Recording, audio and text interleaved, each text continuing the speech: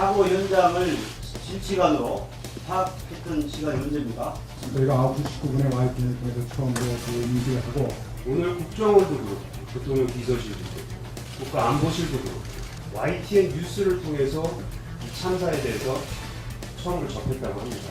어떻게 생각하십니까? 네, 그 점에 대해서는 저도 의원님과 공감합니다만은 사실 앞으로 이 재난 통신망이 확실히 되면 이런 일이 없을 것입니다만 지금 상황 하에서는 오늘날 SNS라든지 신문, 방송 이런 것이 많이 발달돼서 사실 행정기관이 상황을 파악하는 것보다도 더 빨리 그런 보도기관에서 하는 경우는 종종 있습니다. 그러나 이것은 더 개선돼서 국가재난통신망에서 가장 먼저 확인해야 된다고 생각합니다. 비서실장은 그렇게 말씀을 하시지만 YTN이 그날 맹골수에서 세월호가 빠지길 기다리고 있었던 것도 아니고 4월 16일 10시 정도에 대통령께 보고를 드렸죠. 그렇습니다. 너무 늦었다고 생각하지 않습니까?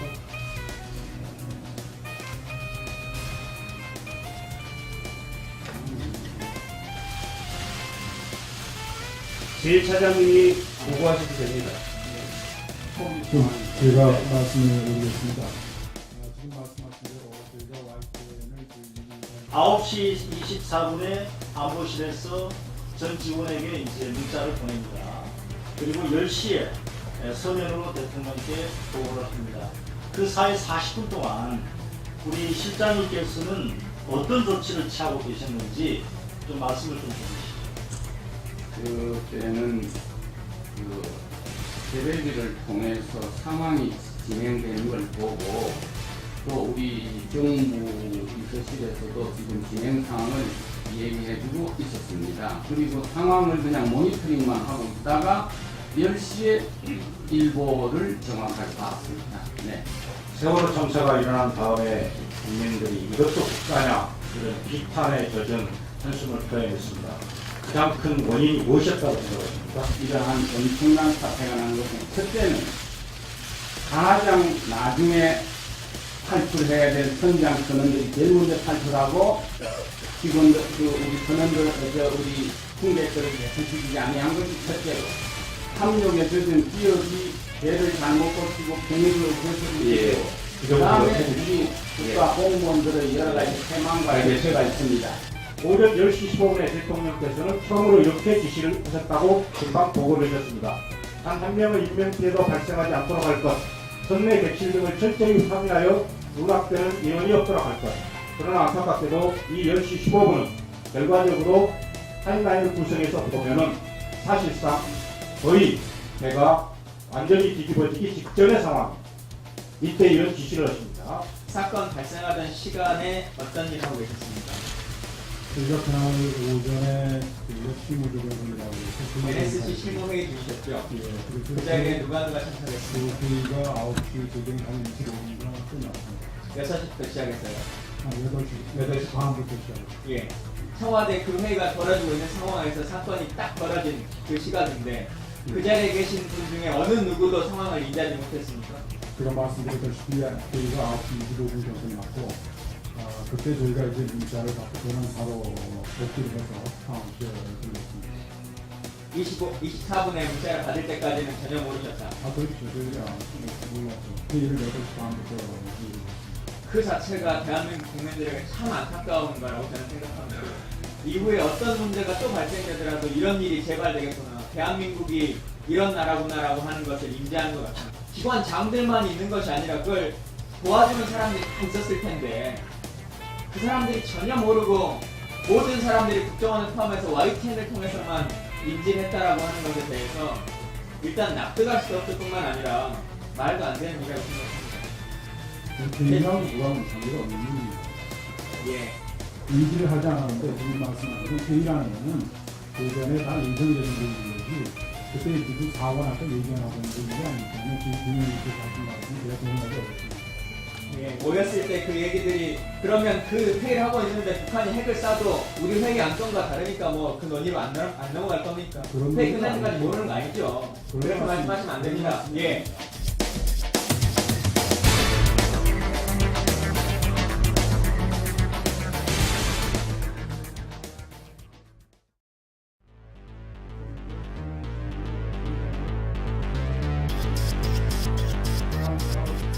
대통령께는 어떤 상황이라도 보고가 돼야 되지 않습니까? 문자로 발송했으면 수행비서가 바로 보고를 드려야죠. 대통령께는 이 정보의 수반이 국가보수이기 때문에 어느 정도 상황이 의미 있는 내용을 파악했을 때 저희들이 보고할 수밖에 없습니다. 그냥 이런 일이 있습니다, 저런 일이 있습니다 하고 수시로 보고를 드려밀 수는 없습니다. 일본에서 이것보다 1000톤이나 많은 7,800톤 배가 넘어지는 데는 5시간 걸렸습니다. 해상 헬리콥터가 오는데 3시간 만에 와가지고도 저는 다 구했습니다. 이게 너무나 골든타임이 짧아버렸습니다. 알겠습니다. 네, 그리고 이게 이례적이라는 겁니다. 청와대에서 단 한 번이라도 지휘하거나 통제하려고 했던 그런 사실이 있습니다. 이번 이 상황에 대해서는 청와대 상황실에서 정확한 상황을 파악을 하고 확인해서 대통령께 보고하는 역할이었지 구조나 이런 것을 지휘하는 건 없습니다. 우리 실장님께서는 어떤 조치를 취하고 계셨는지 좀 말씀을 좀 해주시죠. 그때는 개배기를 통해서 상황이 진행되는 걸 보고 또 우리 정부 비서실에서도 지금 진행 상황을 얘기해주고 있었습니다. 그리고 상황을 그냥 모니터링만 하고 있다가 10시에 일보를 정확하게 봤습니다. 네. 대통령이 청와대에 계셨는데 왜 직원들이 다 있는데 아무도 직접 대면으로 가지 않았습니까? 특별한 이유가 있었습니까? 대통령이 경내에 계시면 어디 계시든지 직무하고 계시는 건데요. 저희들은 서면 또는 유선으로 하는 것이 더 실속하고 빠르고 효과적일 수가 있습니다. 모여서 만나서 하는 것보다도. 그래서 여러 차례 전화를 하고 여러 차례 그 문서를 보내가지고 힘을 받았습니다. 30분 단위로 문서로 보고를 드렸습니다. 그렇기 때문에 대통령이 충분히 직접 만나서 물어보는 것 이상으로 상황을 파악하고 있다고 저희는 생각합니다. 10시 15분에 안보실장 통해서 지시를 했죠. 그 대통령께서 모든 방법을 동원해서 인명피해를 없게 하라. 예. 그리고 10시 40분에 그 중대군에 가서도 그렇게 지시했죠. 예. 그런데 단 한 명도 구하지 못한 이유가 뭐라고 생각하십니까? 대통령이 구조를 지금 하는 분은 아닙니다. 현장에서 구조하는 분이 가장 효과적으로 해야 됩니다. 해경이 들어가서 빼고 들어가서 학생들 나가라 하고 이렇게 해야지 대통령이 구조를 하는 분은 아니지 않습니까? 최대한 우리 국가의 모든 능력을 동원해서 사람을 구해라. 이 명령을 하시는 겁니다. 대통령께서 잠시 중대본 가셨죠? 뭐라고 하셨습니까? 거기 가셔서.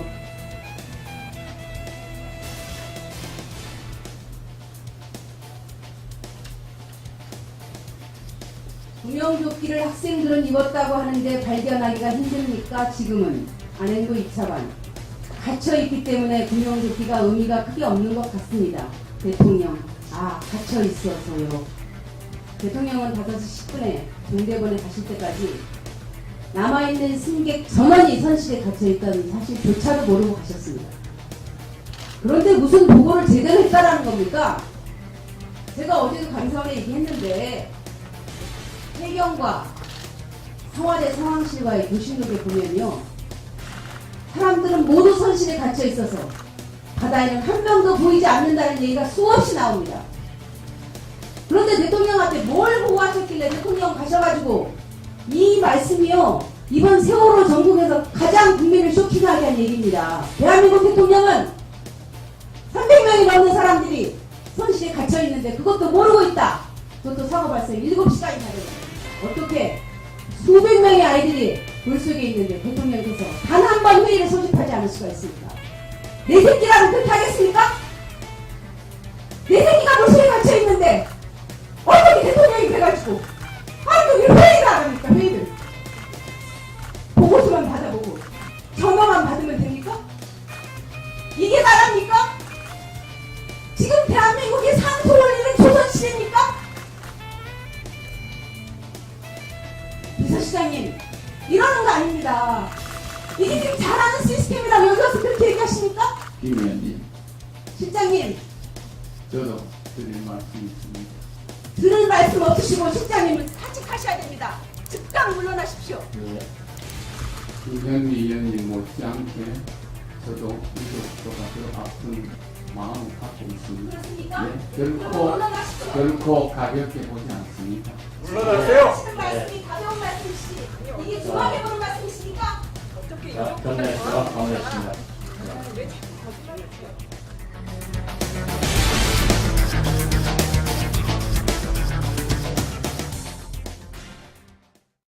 전적으로 제 책임이라고 말씀드립니다. 예, 전적으로 책임지십시오.